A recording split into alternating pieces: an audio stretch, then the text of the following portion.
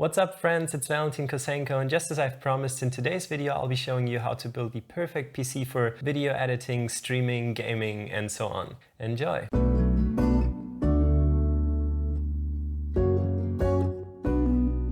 So the first thing that we're going to do is make some space so that we can unbox the core of our build, which is the main board right here. So let's get everything out of our way first. Oh, and by the way, if you've not seen the video where I show how I picked all these parts, then you should really click here and watch that video first, where I explain which parts you need for such a PC configuration.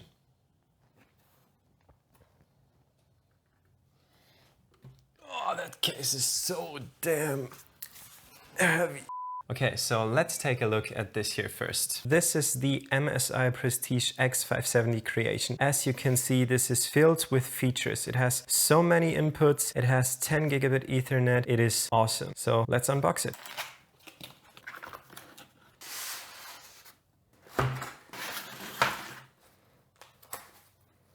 Ah, there it is. Great.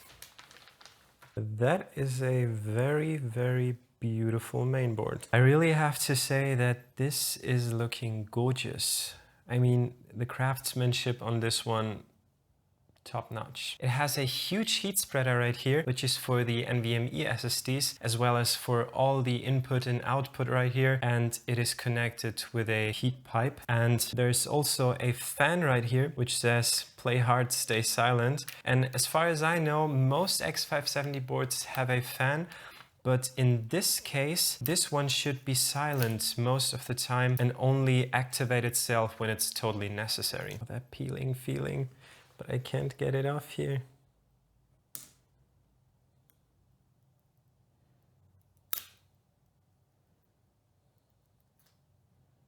Oh, and by the way, when you're building your PC or touching the electronic parts, you should make sure to ground yourself so that you don't damage anything. And I'll make sure to hold on to my case right here every now and then. Okay, now let's see what's in this other package right here. Oh, that's quite a lot. This looks like an extension cable for our antennas. For Wi-Fi, we'll need that later in case we use Wi-Fi, but I think we won't because we have Ethernet here. And this is the M.2 expander, which you can put in one of these PCIe slots to get 2 more M.2 slots for your storage. We also have a DVD here. I don't know who is using a DVD nowadays, but there you go.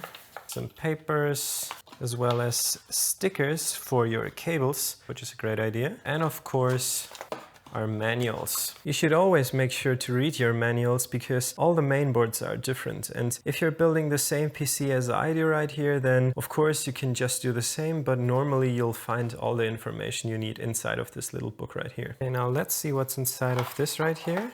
Okay, we got some M.2 screws right here. One and another one. Not quite sure what these are. It's been quite a while since I've last built a PC, but we'll find out very soon. There's quite a few more of these. These might be connections for your fans, for RGB and so on. And some SATA connectors for the storage. We'll definitely need that later, so I'll just put it back inside this. Okay, so for our processor for this build, I have chosen the Ryzen 9 3950X, which is a 16-core 32 threads processor, which is great. It supports up to 128 gigs of RAM, but for this build, we'll just be using 64 gigs. And as you can see, it has a base clock of 3.5 gigahertz with a maximum boost of 4.7 gigahertz, which is really insane. Oh, and there's no cooler included, so you definitely need to make sure to get a proper cooling solution, which we'll take a look at later.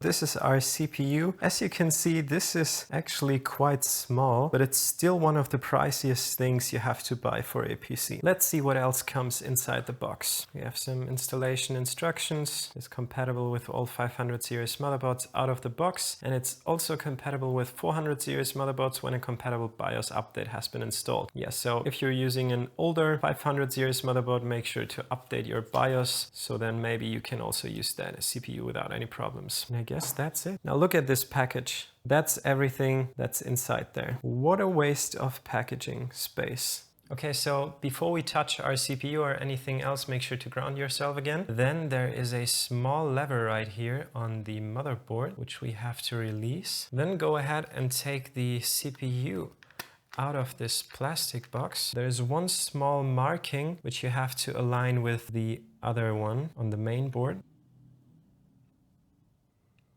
And make sure to very gently just let it slide in there, give it a small wiggle, and then put that lever back here, and that's it. Pretty easy, right? So the next thing to do is install the RAM. These are the slots that the RAM will go into later. When it comes to RAM, Ryzen processors usually benefit from having higher speeds, a lot more than Intel processors. And that's why for this build, I have chosen 4 sticks of 16 gigabytes of RAM with 3600 megahertz at a cache latency of 16, which is pretty much perfect because it is very close to the sweet spot for the Ryzen processors, which I think is around 3733 megahertz. When it comes to installing RAM, there's really only one thing you could possibly do wrong, which is misalign these pins right here. So you have to make sure that they're in the right position. And also, before you install the RAM, you should release these levers right here on both sides and then just put them in there like this. Push just a little bit, and as you can see, the levers on both sides should close themselves. Do the same for all the other RAM, and as you can see, I'm placing this in the third slot, which is recommended. If you only have 2 slots of RAM, you should make sure that they are in the right position, but if it's 4, then you can basically place them anywhere. Who made this packaging? This is horrible. I cannot even put it back together. Okay, so the next one. Perfect. Normally, if you had an air cooler, you'd install that first before putting it in your case. But since in our case, no pun intended, we are using a water cooling solution, we'll be dealing with that as soon as it's inside the case. So let's get the case. Okay, so the great thing about this case is that it has hinges on its doors so that you can just open it up like that and slide that door off. Put it somewhere safe while you're building your PC so that the glass door does not break or scratch. There's also another door on the back which will be taken off now and putting away so that we can easily access the backside of the case. Now, while we're at it, let's take a look at the inside of this panel, which is a dampening material, and this is what makes your case really silent. And while there's a tempered glass edition, there's also one where both sides are covered with this material, and I've already been using the P400S in the past, and I guess since this is an upgrade, this material should work even better. If we take a look inside the case, there are many different standoffs, and it depends on the type of motherboard you have. Normally, this case does not support eATX motherboards, but since mine is less than 280 millimeters wide, it still fits inside this case. So before we go ahead, this case right here came with another package. There should be some screws so that we can attach our main board. And by the way, when it comes to the standoffs, you should make sure to remove or add standoffs so that you don't accidentally scratch your mainboard from the backside, because that might damage your mainboard. So now let's look at that other package right here. And there's also another user manual, which, if I remember correctly, is a very good thing. The P400S had a very good user manual as well. Thank you for choosing Fantex. When I take a look right in here, there are many pictures which explain very easily how to access everything, how to connect things. ATX and eATX has pre-installed standoffs, so I don't have to change anything here, and I can just get the proper screws to attach the mainboard. Let's take a look inside here. If you're using hard drives, you can put them inside here and then attach them to the case, which we'll be doing later. And there's not only one, but a few of them. Now, look at this. They even have a case with sorted screws. So nice. At least I think it's nice. Let's take a quick look at what screws we need. So as you can see, there's quite a few screws in here, and these are the ones that we need for the motherboard. And you'll need a small Phillips screwdriver for this. Let me show you how that works. First off, we'll put the case down because I think it's a little bit easier like that. Now, when it comes to putting your mainboard inside of your case, make sure that you're not pressing it, align it with the standoffs and just firmly drop it in there. And one thing I almost forgot is that we first have to install the AIO shield, which I'll quickly get out of the box from the mainboard.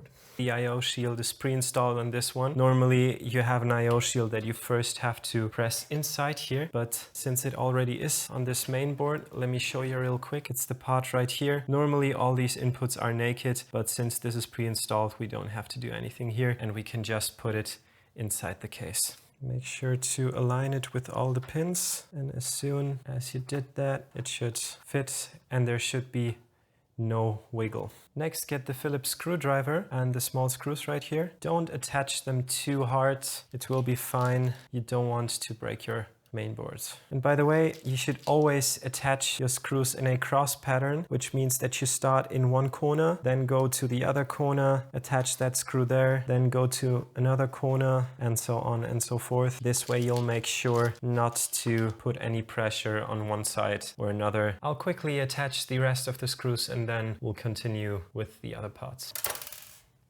Damn! This is what happens if you don't have a magnetic screwdriver, so make sure to get one. It will make your life a lot easier. After attaching all 9 screws for our ATX or E80X motherboard, we can continue with the other work. Before we connect anything else, we'll connect the case to the motherboard, which will be the USB connector, as well as our start and restart button. We also have some headphones and microphone inputs or outputs at the front here, which we want to connect to the main board. And that's what we're gonna do. And that's where this manual really comes in handy, because depending on what kind of case you have, what kind of motherboard you have, this differs a little bit, but you'll manage easily. Let's get our case back in an upright position and our main board should be fine. Now, if we take a look at the back here, we have 3 slots for SSDs and quite a bit of storage for our other hard drives. And these are the case connectors, which will connect to our main board in just a second. Okay, so the first thing we're gonna do is connect the power LED switch as well as reset switch from our case. And this connector is found in the down right corner, as you can see right here. And you have to connect all the small pins in the right places, just as we've seen it on the paper just a moment ago. Now I'll get all the cables through this small hole here and then we'll continue. Okay, so now that I have these small pins here, as you can see in our case, they go in here like this. And the reset switch goes in like this at the bottom. Make sure to connect these as carefully as possible, as they might get broken if you're not careful enough. Okay, and since our case does not have any HDD LEDs, we will not be connecting these in the down left corner. Hide your cables like this, and we'll continue with HD audio in just a second. The front audio connector is on the down left of the motherboard, and we'll also get the cable through this hole right here and then connect it to these pins. Make sure to align the pins like this and then move it up like that, and this is the way to go. By the way, this magnetic small light by Aperture is a great life hack for these sorts of tasks. Next, let's connect our USB connectors. We have 2 here and 1 here, and the blue one goes into the side here, while the small one goes into this one. By the way, this is the new Type-C one, while these are the old regular ones. For this one, I'll be running it through the hole here so that I can just attach it easily like that. The other USB connector will come from here, and we'll just put it inside here. I generally don't really like these cables because they stick out a lot and it's not that easy to get good cable management on them. Okay, so now that we've connected the front case I/O, we'll be putting in our power supply to connect all the fans. If you've watched my last video, then you might know that for our power supply, I've chosen the Straight Power 11 with 750 watts of power with a rating of 80 plus platinum, which is very efficient. The brand is Be Quiet. They are super silent, full cable management. Let's get it open.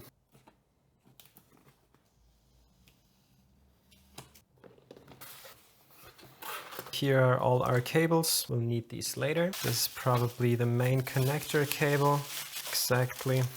And some more zip ties. And of course, screws. Let's get this out of the way. Now this is one heavy power supply, I have to say. Before we can install that, we first have to remove these thumb screws and this cage. And since the fan will be on the downside and we have a pre-installed dust filter here, this is the way we'll be installing this power supply in here. Okay, then we'll put the cage back on. And we'll be using the screws from here. Again, with our Phillips screwdriver. You might want to push from the other side so that it does not slip while you're connecting it. And use the cross pattern once again so that you apply even pressure on all sides. By the way, if you remove these thumb screws, you can easily slide it out like that. If you need to connect any cables or anything, that will be a little bit easier than inside the case. And you can quickly fix it in there like this again. On this power supply, I do not really like that this is on this side, so we might want to get it off here and just stick it on the other side. I quickly did that, so this side is now a lot cleaner. Now that we have our power supply in place, let's connect our main board with this ATX main connector. This one usually goes right here, so we'll get the cable through here and connect this part to our power supply, while this one goes right here. Putting this in there is actually quite a bit of a challenge, but as you can see, we'll just get the cable behind, put it in there. First we need to get that one in place. Okay, now that we got both in place, lift it up here, push firmly, make sure to connect them nice and tight, and then route the cable through the back to your PSU. On the top left corner of your mainboard, there will also be two CPU power inputs, which you'll have to connect, and you should find the corresponding cables in the package that comes with your power supply. So in this case, there is a hole above these pins so that you can get your cable from the top and run them straight there. You got two single ones and one that is connected like this, and you'll be able to connect all of them easily like that. And these here like that as well. And as soon as you have them in place, you can take your cables and, as you can see, route them on the back side of your case down to your PSU. And since we're doing all the cables for this case now, I'll go ahead, open that up and route the cable for the graphics card through this, so that later on we'll have an easier time when this case is a lot more crowded. And usually the one that you'll need for your graphics card is the one where you'll find VGA 1, and the other side in this case is a 12-pin connector. And by the way, when it comes to these SATA connectors, you'll have plenty of time to do that later, since we'll have to deal with cable management and all that, and most of that will be on the back side of the case. So for now, let's connect all the other cables and then we'll get this sorted. As I said, I'll be putting this cable through here. As you can see, it comes out down here, and then we'll have these pins right here for our GPU later on. So before we continue with our build, let's remove the top and front cover so that we can easily reorder our fans and install the radiator for our CPU, which is the main cooler that we'll be using for our Ryzen 3950X. There's also dampening material on this one, and as you can see, there's this plate which you can just remove, and if you want additional airflow, you can have 3 fans at the top that exhaust even more air, which is a great thing. By the way, these dust filters, they are magnetic, which makes them easily accessible, so you can put them back on just as fast, remove them, clean them. So the first thing that I'm going to do is remove all the fans at the front, and I'll probably be placing my radiator here because most videos that I've watched on the internet suggest doing so, and as far as I can tell, performance is a little bit worse on all the other components, but since our CPU benefits from this a lot, this is the way to go. So just to explain things a little more here, we'll be placing our radiator in the front. We'll be getting fresh air from the outside of the case. We'll be pushing it inside the case, cool our CPU. At the same time, everything in the case might get a little bit warmer, but we'll have, I guess, 3 fans at the top and another one as exhaust in the rear, and this should be plenty and pretty great for airflow. So I thought quite a while about this, and I think that going with the front radiator is definitely the best thing. We also have this small plate right here, which can be used to block airflow in the case, and we'll be using it on the top here, and then we'll be using these 2 fans at the top for additional exhaust, and the radiator in the front will be our main intake. So this should lead to some great results. It's been quite a while since I've built such a PC, so we might have to do some testing before I can say that one is better over the other. So let's see. For now, I'll be putting these 2 fans at the top. As I said, we'll be using them as exhausts. Put the cable through the top here.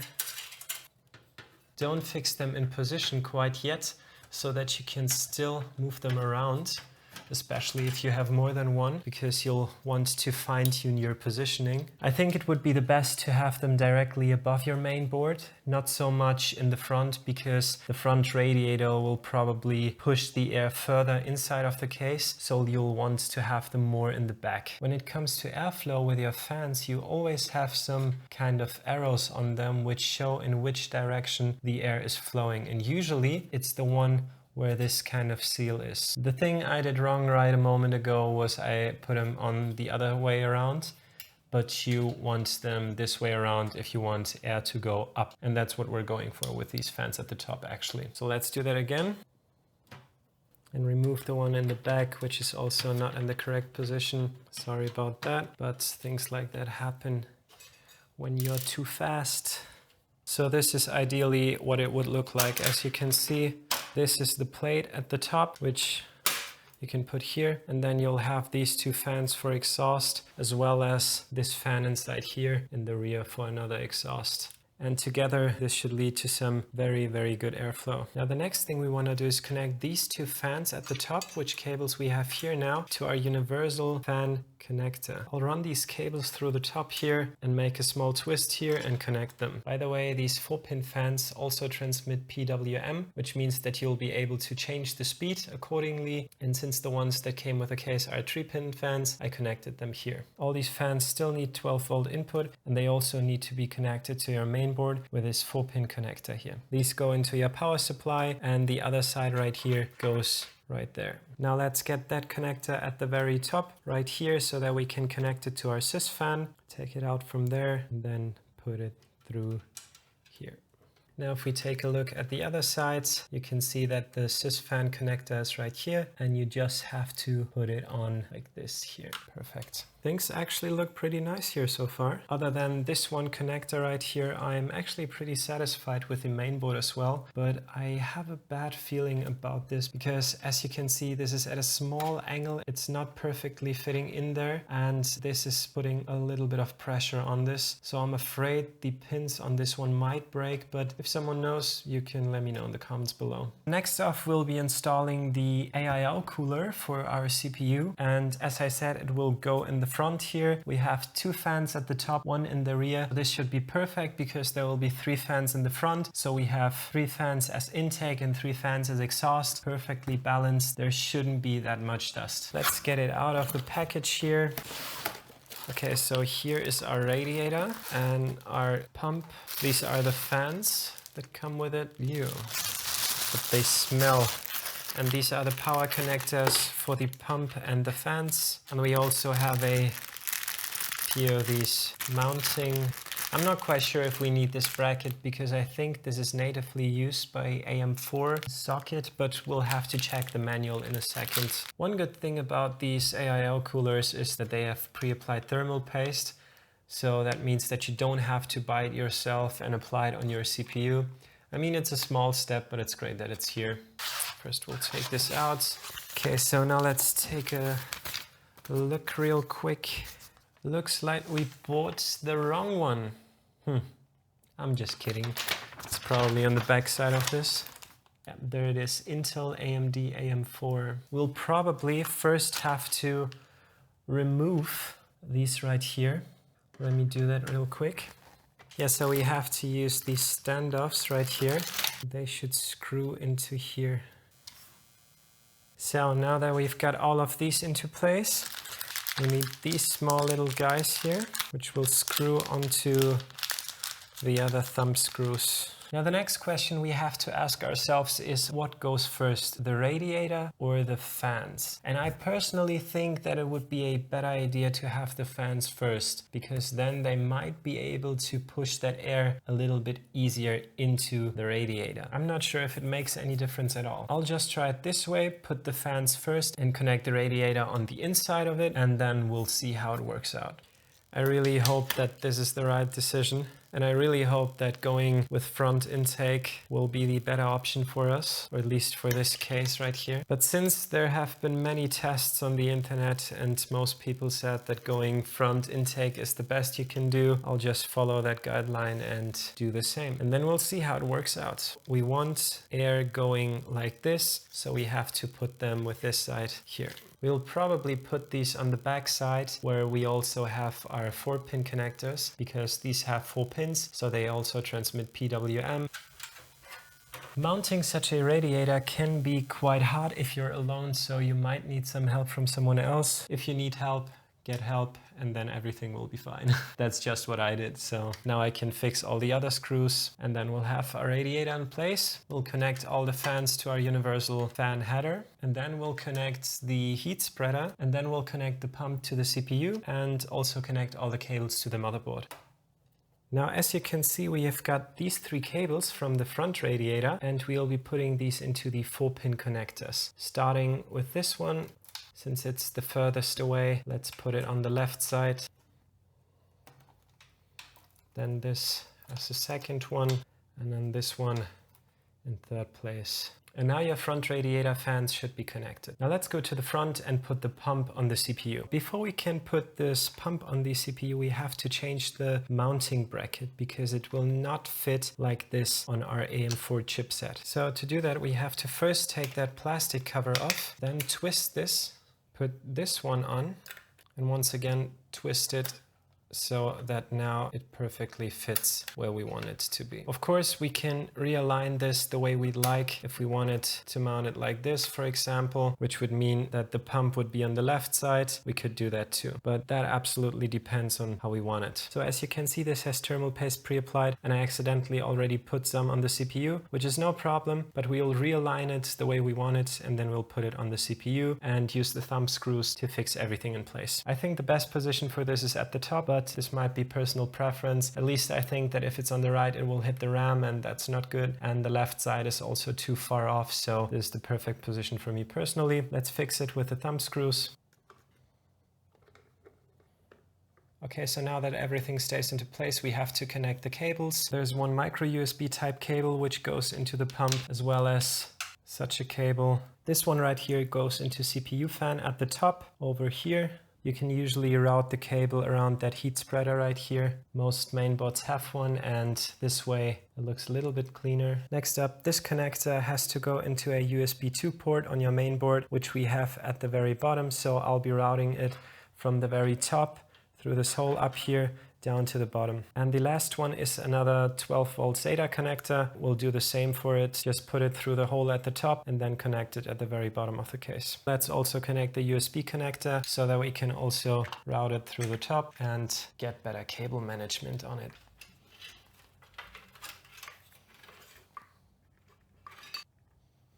I'm not too happy when that kind of thing happens, but I guess we'll have to deal with that. Okay, so now that we're at the back here, we have these 3 cables. We can route this one through the very bottom, back into the case, and we'll connect that in a moment to USB. This one right here is optional since it's for additional hue strips, and this one needs to be connected to SATA. So I'll put it through here, through that one here, and then we'll connect it at this point. So we also got that in place. I fixed the optional cable behind these right here so that it doesn't come in my way, and we'll go on the other side and see what happens with the USB over there. Oops, I guess I missed it a little. It should go through this hole because USB is here. So now that we've got that into place, we can put it in either that one or that one. I'll put it into the left one. Okay, so that's it. Now our CPU should be connected, our pump should be working, all our fans should be working too, and we can remove that.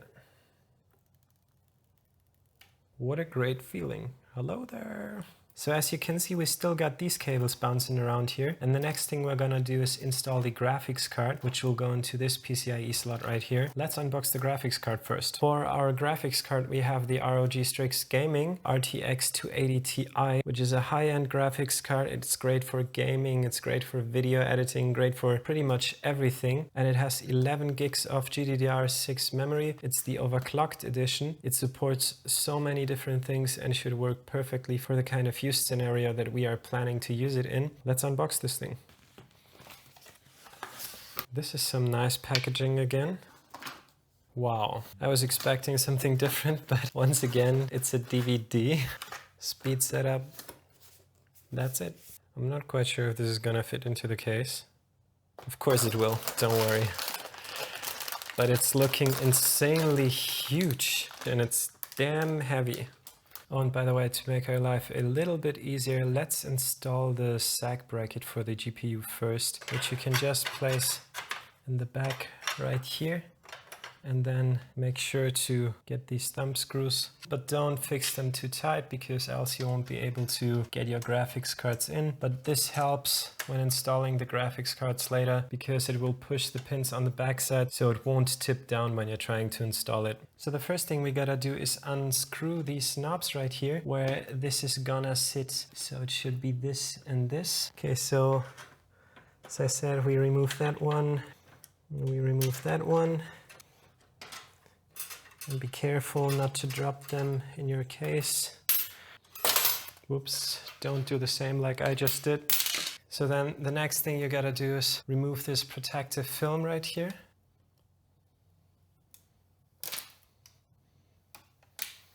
Okay, and then the other thing you gotta do is remove that right here.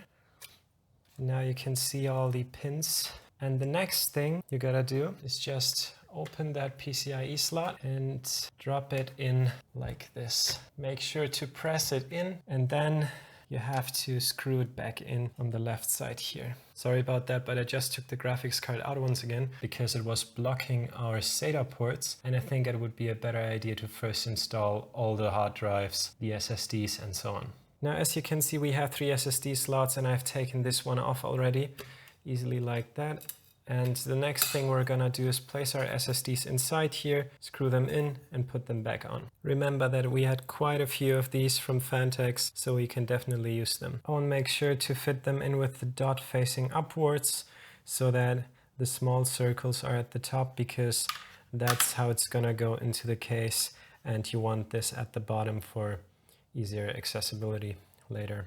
Oh, and by the way, since SSDs don't have any moving parts inside of them, you don't have to put all 4 screws in. But if you have OCD like me, then you'll still have to do that. Okay, so now that we got both of these ready, we can put them back on. I'll be using this one, which is a 500 gig SSD for my main operating system, and this one will be a scratch drive for media cache and so on. Just put it back like this. They easily slide back into place. Now you'll be able to connect them with SATA, which should be included in the box from your mainboard. Just as I've said, we have 2 SATA cables here and another 2 cables here. So let's first connect these 2, this one here, this one here, and then we'll have to see what kind of cable management we can do here. And then SATA is just around the corner here. I don't really like these SATA cables because they're not so flexible, but as you can see, it works out pretty well. So this might be fine like that. Just make sure that they don't bend too much. Now that we've installed the SSDs, let's also install our hard drives. We have 3 hard drives and we have 4 cages that come with the Fantex P600S. We'll have to put them into the cages first, and then we can stack them in the bottom. We'll be able to do 2 rows, one on the left and one on the right. First, we'll have to screw these hard drives in with these small screws here. I'll do that real quick. Just make sure to install them in these cages first, because else you won't be able to fix these screws. And you'll be like, screw it, screw it. No one wants to be in that position, so do it like me and you'll be fine. Screw it. Once again, screw it. Now that you've put them in their corresponding spaces, you can get all these cables out of here. And then first, I would suggest to put these on top of each other, which is really easy. You just put them together and push, and they snap. So now you can position them inside of your case. By the way, it shouldn't be blocking your other cables, but as you can see, now it's fixed in there. And you can also put the other ones inside of there. I'll put these 2 on top of each other, even though there's no hard drive on this one. Now I might reconsider the placement of the USB 3 connector here, because it's quite in the way here. I guess we can't actually do that because our pump is in the way right here. So it's not this cable that's blocking it, but the pump from the AIO cooler of our CPU. So we'll only be able to add this one at this point of time. Maybe I'll find another option for this in the future. So next off, we'll have to use more SATA connectors for our other hard drives. I'll be using these types, the regular ones now. I might actually check if I have some from my old mainboard. Be right back. Okay, so I found some more SATA cables. And as you can see, I already have one plugged in here, which I'll be putting on top behind these. There's still some clearance. I can put that through and then easily put it on top. Okay, and I'll do the same for these two drives. And one other thing we have to do is connect these hard drives with SATA as well so that they have power. This is all still very crowded, as you can see, even though our cable management is not that bad actually, but it looks like it worked. And we have one more drive left to go. Put this in here, and then this end is gonna go into our power supply once again. So we'll put it over here to all the other cables for the power supply. Now, this cable right here, we will put through here so that it does not come in our way. Put it over here, and then we have two more SATA connectors.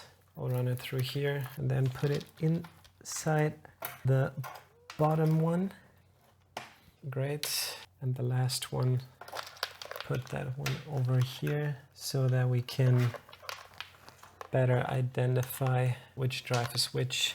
In the future, I'll eventually get some NVMe drives because handling these hard drives is quite messy, as you can see. They have so many cables, and the smaller NVMe SSDs are a lot better to deal with. You have to have two connectors, which is power and the normal SATA connector, and NVMe SSDs just go into your main board, so that's a lot more comfortable. But now everything should be connected. We only have to make sure that on the other side of the case right here, the other SATA is also connected, but we'll make sure that this is the case in a moment. Okay, so this is how I connected my SATA ports. As you can see, if you twist them like that, then they're looking really clean in your case and there's not too much cable running around. Once again, I'm just a little bit worried about this cable right here, which actually bends quite a bit forward. I don't like this. Finally, as we've got everything else installed, we can go ahead and put our graphics card in, because now our graphics card will not block any other ports and make it harder for us to access them. So let's put it in there just as we've done it before. And now with the anti-sag bracket, we should also be able to use the thumb screws in the back to fix it in place so that it does not sag while we're trying to fix it right here. Just get these screws again. By the way, I'm recording this video for around 8 hours now, and I mean, we're almost done, we're almost there, but it's taken quite some time today. I did not think that it would take this much time actually, but so far I'm quite happy with the outcome. Everything looks nice and neat. Oh, and let's connect these to the GPU. Now, as you can see, we've got two of these VGA cables, and these are 8-pin connectors. Make sure that the 2 pins go first. And now, as you can see, it's in there. If you take a look at the side right there, you can see right here that the SATA connectors are being pushed into the back of the case, so we would not be able to put them in if we put our graphics card in first. So you should definitely go ahead and put your hard drives in first and put your graphics card in last. Now let's have that peeling feeling once again. Great. Okay, so now we have everything inside the case. The only thing left to do is connect everything to your power supply and slide it in from the back of your case, just like we did before. But before we do that, here's another pro tip. Get all the cables as far out as you can and connect them before you slide it into the case. That will make things a little bit easier for you, else you'll have to go into the back here and it might be a little bit messy. So we'll just connect everything. Then we have another SATA connector right here, but as you can see, the distance is too far, so we still have to slide it in. And the same goes for these other cables here. We might need to do that first. Now we'll look at the other side of the case. I had to rearrange some of these cables since this was running through here and it was not long enough. So now it should be long enough and it will go from the back here into the power supply. And the same goes for this one. I'll have to run it a bit closer so that we don't have any problems here. Now we should have everything into place. Okay everyone, so now is the moment of truth. I've built everything together. This is the power supply cable. In a second I'll get my Atomos Ninja 5 monitor and we'll just see if it boots up. And if it does, then this is where this video ends, because in the next video we'll be talking about the performance compared to my old machine and so on. But for now, let's hope for the best. So here's our monitor. Now let's get that USB mouse going. We have a battery. Okay, so now I powered it on. and let's see what happens. And it started. I hope that's a good sign. Okay, it's got quite loud in the beginning. Now it seems to become a little quieter, but so far I have no input. And now I'm getting an input. Okay, so now I have to press F1 to run the setup, or F2 to load the default values and continue because my CPU or memory has changed. I just took my old SSD out of my old computer and put it inside of this one. So this is normal behavior from what I can tell. I'll get my keyboard and we'll just try to run the usual setup. So let's run the setup. Okay, so now we got no input for a moment. Okay guys, I think everything is working, and the problem that we have right now is just due to the operating system which we had on the old SSD, and it might not be found right now because I'm not quite sure which SATA connector we used. Maybe I can get into the BIOS and change that boot up configuration. Still no input. I don't know what's happening right now, but you know what? It works. The problem we have is probably due to the SSD we had in our system before, and it might be that it's not recognizing the system right now, and I'll have to check that. I might actually have to check that code down there, but I'll do the debugging and I'll let you know in the comments what the issue was. And we'll end this video here, and in the next one we're gonna make a comparison between this one and my old machine. We'll be testing it for video editing, for rendering, that kind of stuff. And we'll see how much of a difference the 3950X makes if you compare it to the Ryzen 1700. And we'll also see if the new RTX 2080 Ti makes a big difference if you compare it to the old GTX 1080 Ti, which are both Strix overclocked versions. So it should be a fair test, and we'll see how that works out. I really hope you guys enjoyed this video. It took me quite a few hours. My back still hurts like hell. I don't even know what to do. If you've liked this video, make sure to subscribe to this channel so that you don't miss out on any future videos. If this video is helpful, maybe it will help your friends as well. And sharing is caring. Let's get some thumbs up for the YouTube algorithm. And yeah, there's not much else to say. Thank you so much for watching. See you in the next one.